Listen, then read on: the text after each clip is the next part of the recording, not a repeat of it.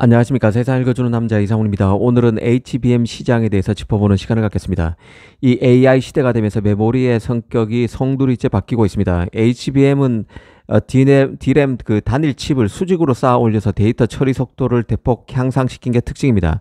이 챗 GPT 등 그 생성형 AI 시장이 커지면서 고용량 데이터 처리가 가능한 그 HBM이 더욱 중요해졌는데요. 이 사실 HBM의 성장이 주는 의미는 일단 프로세서 업체가 메모리를 종속적으로 볼 수 없게 됐다는 점에 있습니다. 이전만 해도 그 메모리 교체 수요는 철저히 프로세서의 신제품 출시와 연동돼 움직였습니다. 하지만 이제는 이 메모리가 프로세서 경쟁력의 핵심 변수로 컸습니다. 이 표준 칩이든 메모리가 고객에 더 특화된 메모리, 고객 맞춤형 메모리로 진화되면서 이 박리담회의 대명사였던 메모리가 이전보다 훨씬 고가의 칩으로 거듭나고 있습니다.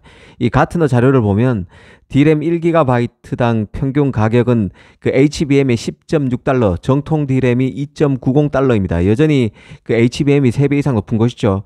HBM 플레이어가 과거 하이닉스 중심에서 마이크론까지 확장되고 있고 수율이 높아져서 생산 비용이 줄어들고 있음에도 여전히 D램 가격보다 3배 이상 비싼 것입니다. 영업이익률도 HBM이 53%가량으로 표준형 D램 그 30% 중반대를 압도하고 있습니다. 이제 그 HBM이 더는 레거시 D램으로 보기 어렵다는 얘기는 내년인 2025년 기술 개발이 마무리돼 양산되는 6세대 HBM인 HBM4를 보면 더 분명해지는데요.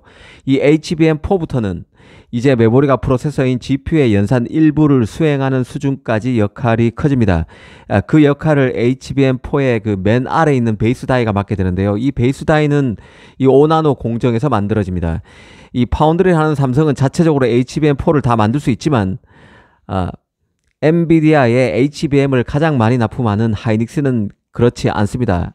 TSMC에서 같이 만들어야 하는 것이죠. 그래서 대만 언론은 TSMC가 HBM4에 들어가는 베이스 다이 수주로 메모리 제작도 일부 하게 돼서 과거에는 없던 새 모멘텀을 맞고 있다는 식의 기사를 내고 있는 상황입니다. 물론 삼성도 HBM 추격자로서 엔비디아가 원한다면 TSMC와도 협업하겠다.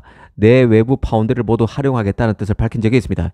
한마디로 HBM을 통해서 메모리와 시스템 반도체의 경계가 무너지기 시작했습니다. HBM이 더 이상 표준화된 메모리 반도체가 아니란 뜻이죠. 이 주문하는 그 회사마다 요구하는 조건이 다르고 그에 따라 설계도 바뀔 것입니다. HBM이 맞춤 제작 반도체 커스터마이즈드 칩이 되고 있다는 뜻입니다. 칩이 그 주문형 칩이 된다는 얘기는 재고 관리를 통한 칩 공급이 더는 잘 안 통하게 된다는 뜻과도 같습니다. 앞으로는 엔비디아용 HBM, AMD용 HBM, 스타트업용 HBM의 스펙이 달라지게 될 것이고 주문량만큼 메모리도 제작되는 시대가 성큼 다가오고 있습니다. HBM이 5세대, 6세대, 7세대 등으로 더 진화해 나갈수록 이런 HBM의 특징이 더 강화될 것이란 점을 명심할 필요가 있습니다. 실제 그 국제 반도체 표준 협의기구 가 6세대라는 HBM4의 예비 사양을 내놨었는데요. 여기서도 HBM의 주문형 칩 특징이 고스란히 드러났었습니다. 우선 HBM4의 그 D램 적층 층수는 많게는 16층까지 됐었죠. HBM4가 적층 층수를 16층까지 지원하다 보니 그 단위 면적당 용량이 커지고 속도도 더 빨라졌습니다. D램당 용량도 기존 최대 24기가비트에서 32기가비트로 확장됩니다. 층수는 물론 그 층당 용량 밀도도 높아진다는 뜻입니다. 실제 그 엔비디아 젠슨왕이 하이닉스의 HBM 6세대 제품인 HBM4 계속 말씀드렸던 HBM4의 납품을 최대 6개월 앞당겨 달라는 요구를 했고 최태원 회장이 해보겠다고 하다하기도 했었죠. 그런가 하면 하이닉스는 HBM3E 제품부터 5세대 제품이죠. HBM4 직전 제품인 HBM3E 제품도 16단을 만들어서 내년 초에 고객에게 시제품을 넘길 것이라는 오피셜도 있었습니다. 사실 오늘 하고 싶은 얘기는 따로 있는데요.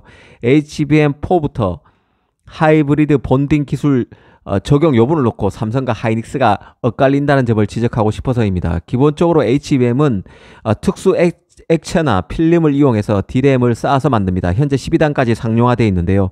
하지만 기존 방식으로 16단 이상 높게 쌓는 것이 물리적 한계에 다다르면서 삼성과 하이닉스가 더 얇게 높게 쌓을 수 있는 하이브리드 본딩이라는 새로운 제조 방식 개발 경쟁을 벌이고 있는 상황입니다.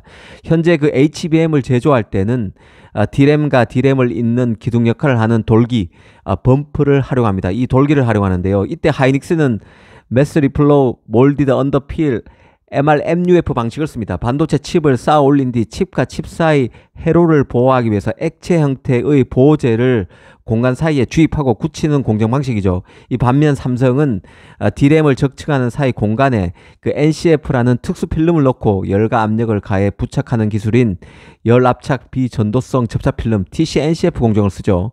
하지만 HBM이 16단까지 높아지면서 이런 방식이 한계에 부딪히고 있습니다. 기존 방식이 D램과 D램 사이에 돌기 범프를 두고 액체나 특수 필름으로 이어붙였다면 이 액체 같은 경우는 삼성인 것이고 하이닉스인 것이고 특수 필름이 바로 NCF라는 삼성 공정이죠. 이 액체나 하이닉스, 특수 필름, 삼성 같은 이런 특수 필름으로 이어붙였다면 하이브리드 본딩은 D램을 접합할 때 돌기 없이 바로 이어붙이기 때문에 D램을 더 많이 쌓아도 높이를 줄일 수 있고 데이터 전송 속도도 더 빠릅니다.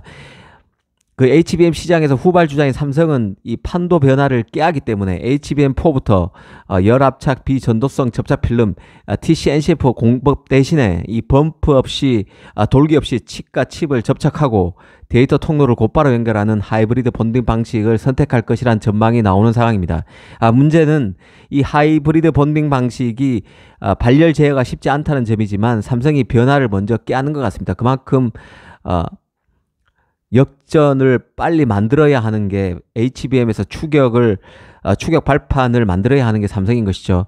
하이닉스 같은 경우는 기존 HBM 제작 방식인 매스 리플로 몰디드 언더필 이 방식을 극한까지 고도화해서 쓰고 하이브리드 본딩 방식은 백업으로 활용한다는 계획입니다. 두 기업의 선택이 어떤 결과로 이어질지 주목되는데요. 현재 그 엔비디아의 HBM 공급 주포는 뭐니뭐니 해도 하이닉스입니다. 이미 HBM3 12단을 9월 말부터 벌써 2달 전이죠. 9월 말부터 양산 중이고 지난 3월에는 HBM3 8단을 엔비디아에 공급했습니다. 이 삼성도 HBM3 8단과 12단을 양산 중이긴 합니다. 이미 AMD와 스타트업 같은 경우에 납품하고 있긴 합니다. 하지만 엔비디아 공급 같은 경우는 연말께는 돼야 가능할 것으로 보입니다. 실제 삼성은 3분기 실적 컨퍼런스 콜을 통해서 올 4분기 HBM3 매출 비중이 HBM 매출의 50%를 예상한다고 공식적으로 밝히기도 했습니다. 엔비디아 물량이 빠져나가니까 이 정도까지 치고 올라갈 수 있다고 얘기하는 것이죠.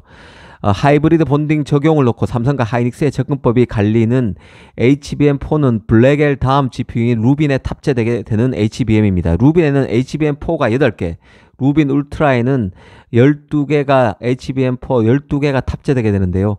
이 삼성이 엔비디아의 HBM3 12단 공급 물량을 늘리고 HBM4에서도 속도를 낼 수 있다면 HBM 경쟁 구도에도 변화가 나타날 수 있습니다. 특히 삼성은 HBM4에서 TSMC의 칩본 웨이폼 서브스트레이트 후공정 기술도 쓸 수 있는 것이죠. 베이스 다이 같은 경우도 TSMC와 협업을 같이 할 것입니다. 물론 TSMC의 견제가 심하겠지만 이를 잘 긍정적인 방향에서 극복해낸다면 HBM 경쟁 구도에도 많은 변화가 생길 수 있다는 생각입니다. 감사합니다.